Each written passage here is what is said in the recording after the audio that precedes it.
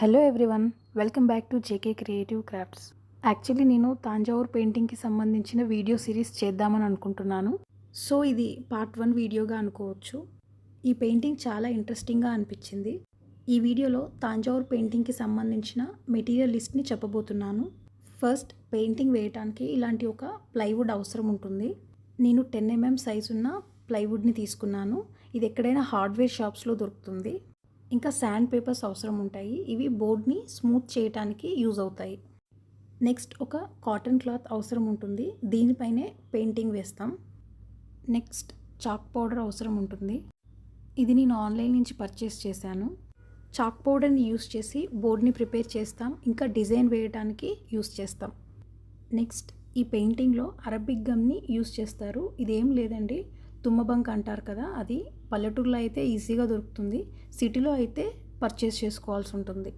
Next, yellow oxide powder అండి. దీన్ని board ప్రిపరేషన్లో యూస్ చేస్తాము. ఇది యూస్ చేయటం వల్ల బోర్డ్ చెదలు పట్టి పాడవకుండా ఉంటుంది. నెక్స్ట్, ఇవన్నీ కుందన్స్ అండి. ఇవి స్పెషల్గా తాంజావూర్ పెయింటింగ్కి సంబంధించిన కుందన్స్. వీటిని నేను ఆన్లైన్ నుంచి పర్చేస్ చేశాను. ఇవి రెడ్ అండ్ గ్రీన్ కలర్లో అవైలబుల్లో ఉంటాయి. ఇంకా రౌండ్ అండ్ స్క్వేర్ షేప్లో ఉంటాయి. నెక్స్ట్, ఈ పెయింటింగ్లో మనకి ఫెవికాల్ చాలా అవసరం అండి. సో నేను కొంచెం పెద్ద బాక్స్ని పర్చేస్ చేశాను. ఇది ఎక్కడైనా హార్డ్వేర్ షాప్లో ఈజీగా దొరుకుతుంది. నెక్స్ట్, గోల్డ్ ఫాయిల్ షీట్స్ అండి. ఇవి ఈ పెయింటింగ్లో చాలా ఇంపార్టెంట్.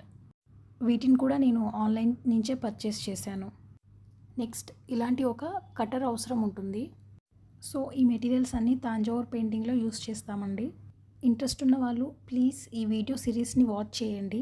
మీకు ఈ వీడియో నచ్చితే ప్లీజ్ వీడియోని లైక్ చేయండి, మీ ఫ్రెండ్స్ అండ్ ఫ్యామిలీతో షేర్ చేయండి, అండ్ ప్లీజ్ ఛానల్ని సబ్స్క్రైబ్ చేయండి. మీరు చేసే ఒక్క లైక్ అండ్ సబ్స్క్రిప్షన్ నాకు ఇలాంటి వీడియోస్ ఎన్నో చేయడానికి చాలా మోటివేషన్గా ఉంటుంది. Thank you so much for watching this video.